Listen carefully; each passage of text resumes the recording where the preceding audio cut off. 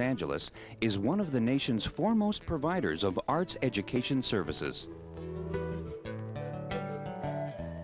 The Education Division offers community festivals at the center, performances and workshops for students, artists in residence at school sites, and professional development for teachers. The Education Division also publishes instructional resource materials, including Artsource. Artsource is your guide to teaching the arts.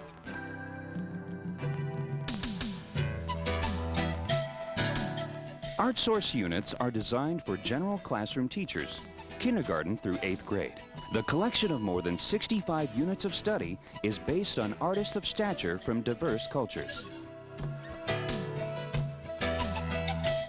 Artsource has units in theater, dance, and music. Each unit contains background information on the artist and a specific artwork, classroom activities, 3 complete lesson plans, and an AV package of audio and/or video cassette. The following segment features the Eugene Loring Artsource unit about the ballet Billy the Kid.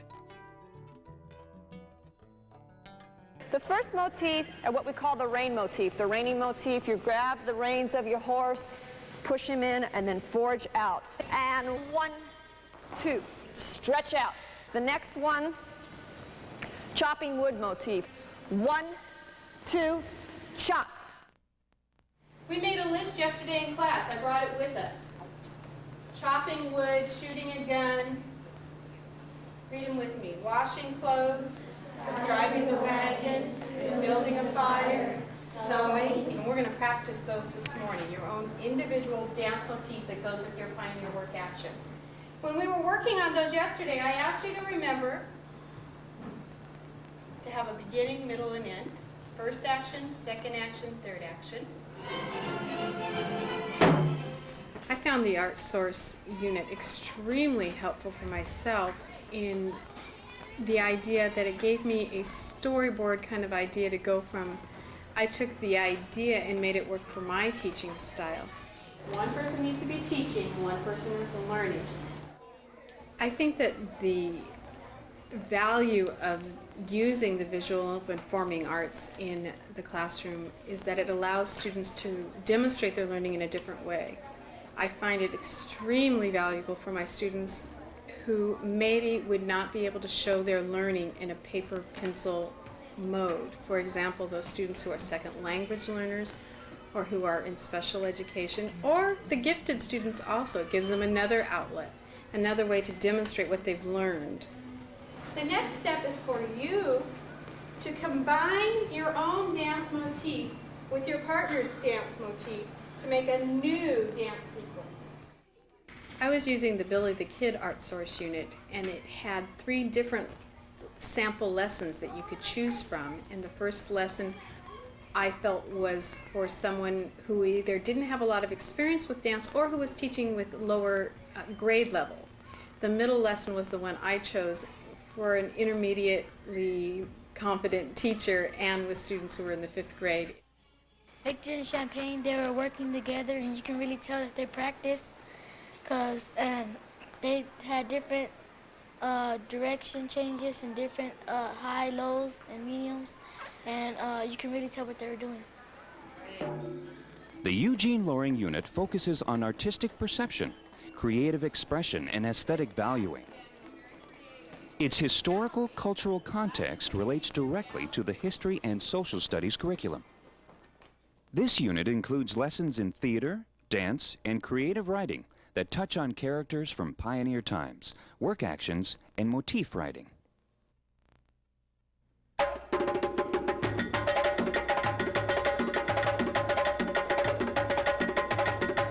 I want to go to college. What? It's too expensive. I was awarded a big 4-year scholarship.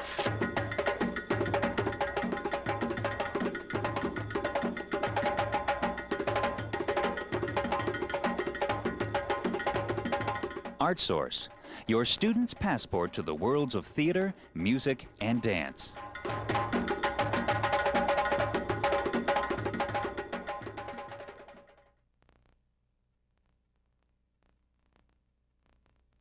The following segments show teachers working with Artsource units at the lower and upper elementary and middle school levels. Let's get more acquainted with Artsource and how it works. Each Artsource unit focuses on a selected artist and examples of the artist's work.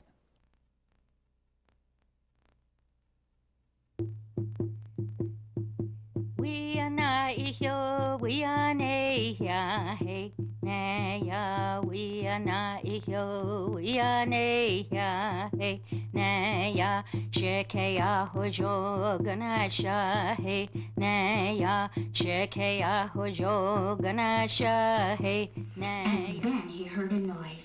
There was a roaring and a thundering and a rolling of stones and rocks and breaking of branches. We worked with a Native American story called The Quillwork Girl. It connects beautifully with our curriculum in that it's certainly a part of our state standards in talking about the Native peoples. It also fits beautifully in our curriculum in terms of multicultural activities. And we look in our particular population here, we have many Mexican American or Latin American peoples, and studying about their ethnic roots and their Indian backgrounds and making those connections. But it lends also to our literacy unit, working with limited and non-English speakers. This theater opportunity gives the kids a chance to explore what the words are, what they mean, and how these words work. I've had some wonderful writing that has come out of experiences from this unit when the children have gone back and written in their journals. As I started working through the layers of it, I started adding more and more to what I had normally done. Usually I would have the kids enact a scene under my direction, and that's it. But as I looked at the evaluations, as I looked at the depth of the questioning that Artsource gave me, I was able to expand this lesson farther and farther. And it was so neat to see the kids really getting into it. I mean, they really took ownership. The performing arts are a fantastic vehicle for children who are limited in speaking English. So often my books, even with lots of pictures, the children are passive recipients of the information. By giving the children an opportunity to get up, to move, to act through, to talk about, to make decisions about how they're going to present the ideas, it becomes a part of the child and they identify with it. In our training to be educators of children who are limited in English, we talk a lot about total physical response as a way in making children more active in involving themselves in the language and acquiring the language. The activity that's involved in the performing arts helps the kids to absorb the idea and integrate it into themselves and their vocabulary, and it makes all of the activities much more meaningful and rich for them. And it makes me a successful teacher. Are we ready to start our story? Yeah. Antonio will be our storyteller, and you will listen as he does the story, then you will do your parts. One day it was a quillwork girl, and she made clothes for people, and she made it with 4 pine quills. I told you we would have a sister. He had a last arrow, and he threw it to the skies, and it flew, and it turned to stars, and they jumped in the stars. The Jerry Keems unit has lessons on storyboarding, sand painting, and Indian legends.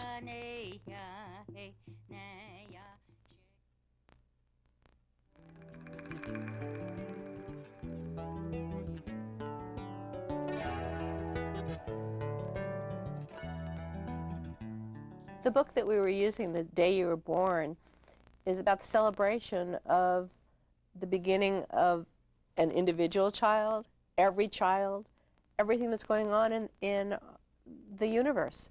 It celebrates and makes children aware of all the things that are going around them.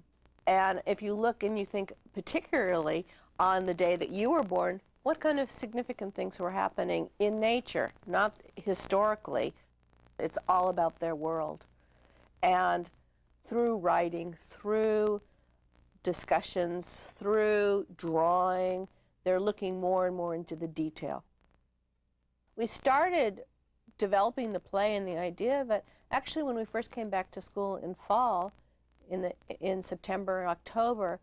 We made a lot of observations of the trees and the changing of seasons of fall. Of course, we're going from one season to another because on Saturday we're changing to spring, so that you have that cycle of the tree. The book, the lessons, the video, the slides. What's your name? Helped introduce the kids, and then from there we went off. So it was a starting point, a beginning, a seed to begin the exploring that we wanted to do.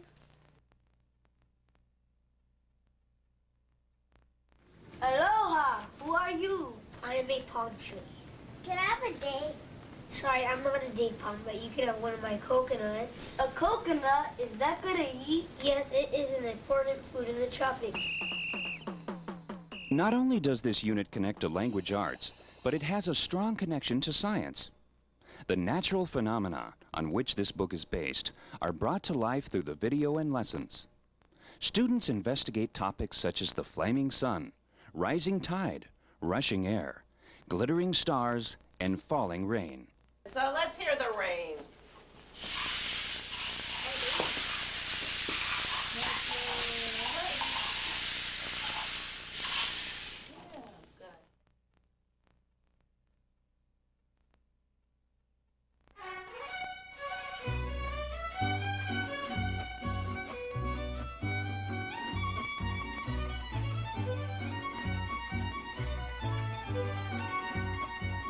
In what city was Naticano born?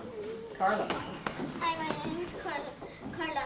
Naticano was born in Ahuizilco, Jalisco, Mexico. Ah, very good. The three of you should be counting 1, 2, 3, 1, 2, 3. Ready? Begin. 1, 2, 3. 1, 2, 3. Does the music, the Malagueña Saladosa, stay the same?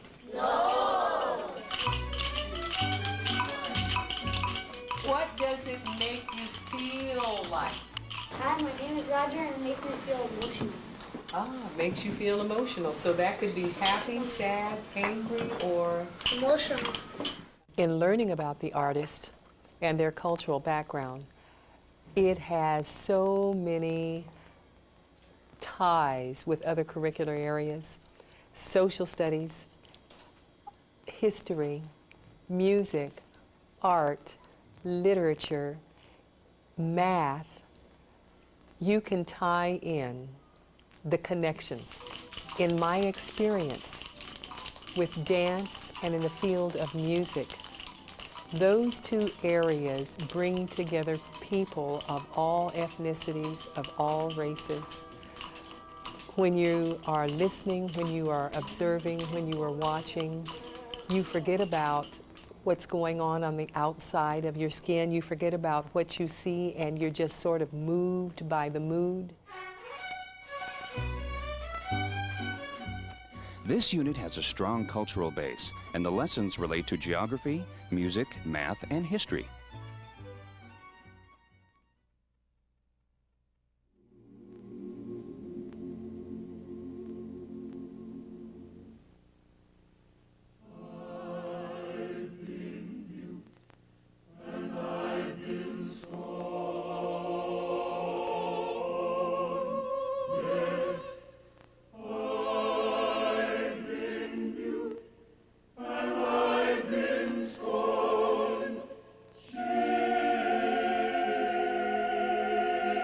Alvin Ailey is a very important African-American dancer. I don't think the students get exposed enough to dance, and particularly don't get exposed enough to dancers from their own backgrounds, their own culture. So Alvin Ailey is a really good dancer to use because he has a history where he has really been able to become a dancer through some extraordinary odds. He had to fight a lot of obstacles.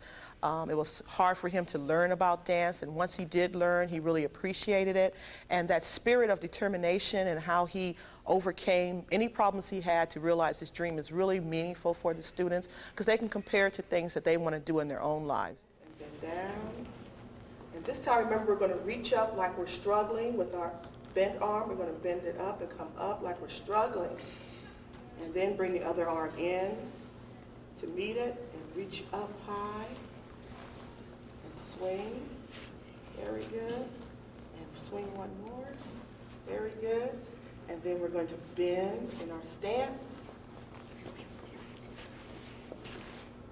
and my fish is going to split up. Very good, okay. What kind of emotions might he feel, or what kind of emotions do you feel if you hear a gospel or a spiritual?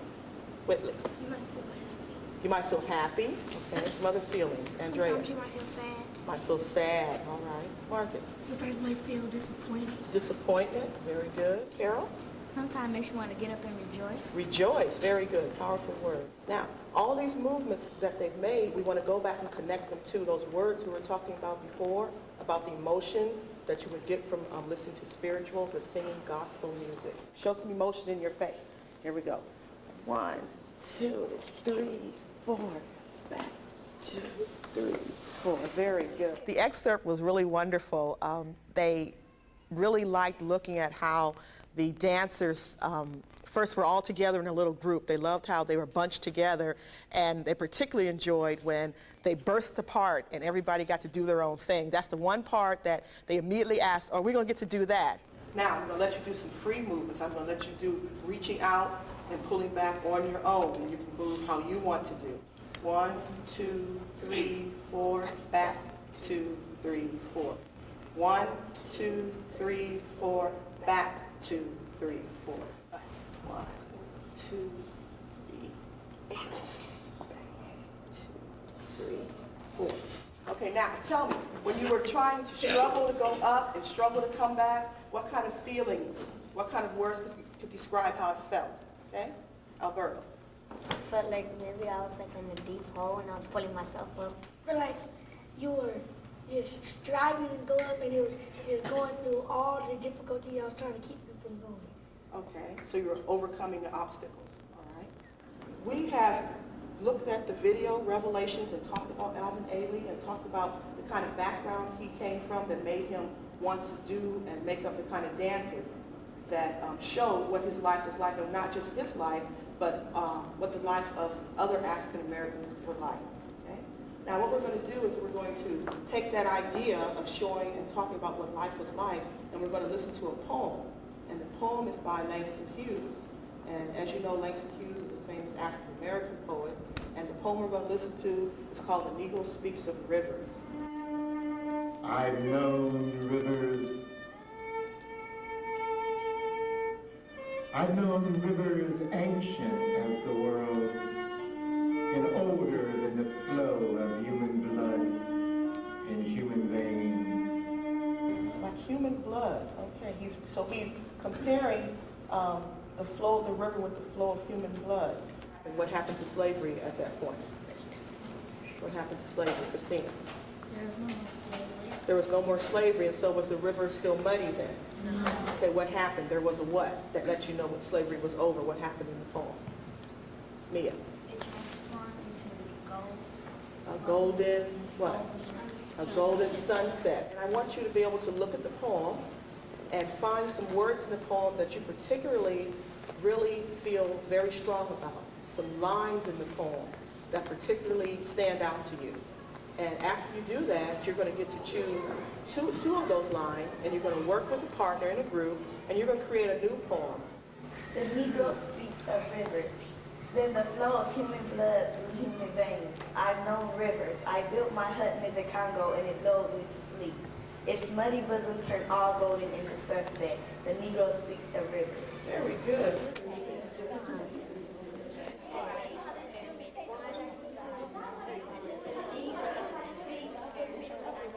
The poem itself, The Negro Speaks of Rivers by Langston Hughes, is a really wonderful poem. It's a really meaningful poem. Initially, when students read that poem, and adults too, it's a difficult poem to understand. So it fits really well with the language arts curriculum because you really need to do a lot with vocabulary and even bring in geography and history also to help the kids really understand the meaning of that poem, how to interpret that poem, because the idea of the poet taking essence from Africa and showing how those essence blend in with knowledge and ancestry, and how that shows how people today have learned from the past, and bringing that and comparing it with what happened in the United States is really a difficult concept to get across. And the poem itself just lends itself to some kind of interpretation. I bathed in the Euphrates when dawn was young. My soul grows deep like the rivers. I looked upon the Nile and raised the pyramids above him. Its muddy bosom turned all golden in the sunset. The Negro speaks of rivers. The teacher materials in the Artsource unit helped me because I don't have a dance background. So from looking at what was in the unit, I really knew what to key on as the important parts for students to learn as far as learning dance. I learned how important it was to show them what reaching out and pulling in was all about, how the emotions of a poem or the words from a poem can be interpreted through movement. Level 3, of course, is where the students are asked to actually do their own interpretations of a poem, to come up with a dance that's totally made up by themselves. And definitely looking at the Revelations video and going through discussing the poem and just doing those first initial things, just those first initial movements, helped give them something to build upon. Now that you've had a chance to do your own dances to go along with your poems, and you've got a chance to see what other people in the class did, remember how we write poems? We write a rough draft, and then we go back and do a revision to add things to make it better. Think of your dance as a rough draft now, and now that you've had a chance to watch some of the other dances and think about what you have done, what are some ways you would revise or change or make your dance better? What are some things you could do to improve it? What do you think? Tanisha? Like making your hands, making your movements go smoother. Okay, so you think as you practice you're going to make smoother movements in your dance. Okay. Artsource provides students with opportunities to assess, revise, and refine their creative work. It gives teachers tools and strategies to use in guiding their students through the process of exploring the arts.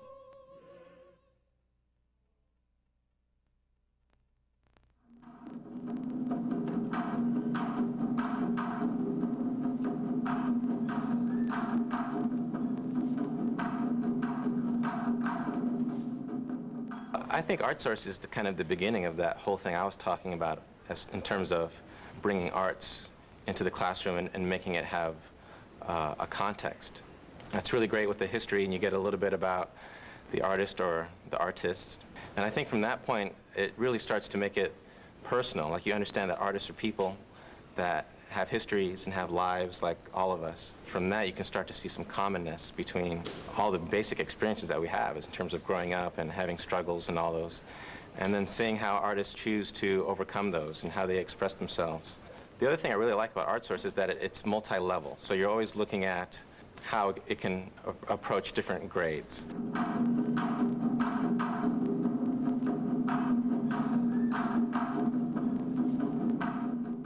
I thought it was great because I had never seen, I've seen drumming, but it was different from what I've seen. And I've seen people dance, but not in that way, that particular way.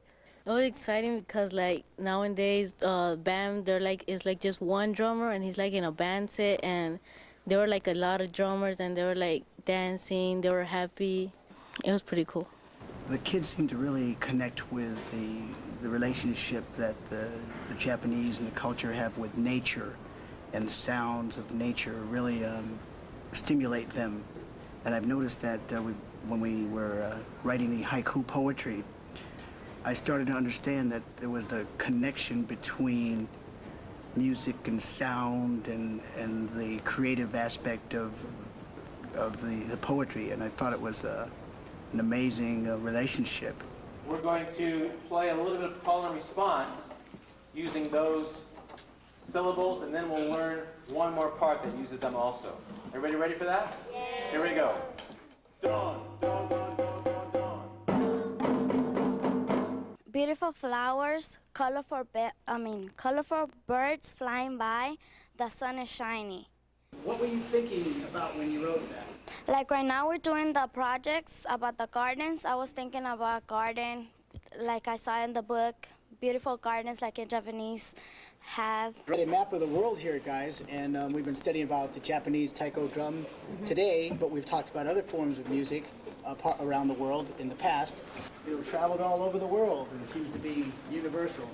Well, like in some places they kind of use them like for the ceremonies, festivals, or the death of their leader or something.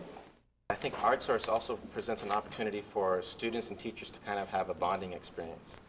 And we're going to start with a real basic exercise.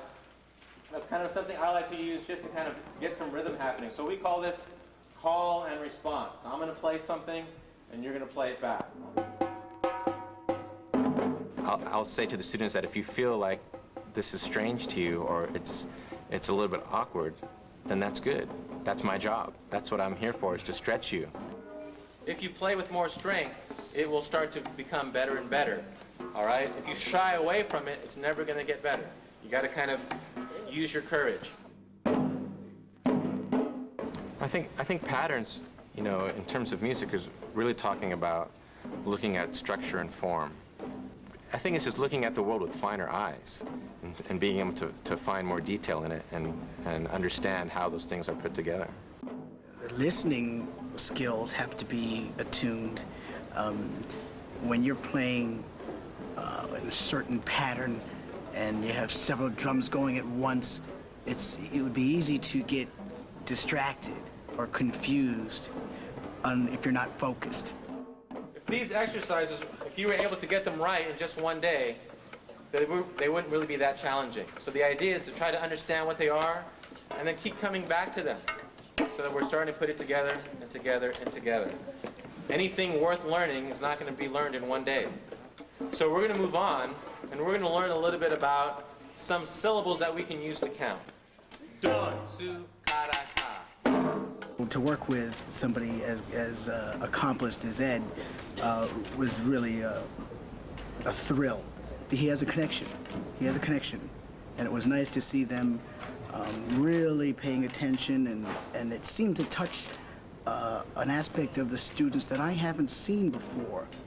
And I had to learn about the rhythm, keeping the rhythm while other people are playing. It's refreshing to see them working so close together. I like it. I love what it's done for the students. I'm going to be utilizing the concepts on a regular basis. These components are considered essential to comprehensive learning in the arts.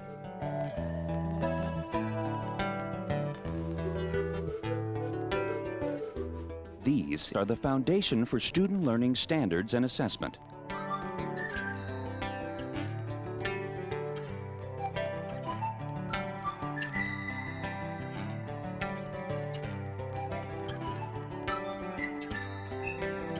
Artsource helps you put these components into action.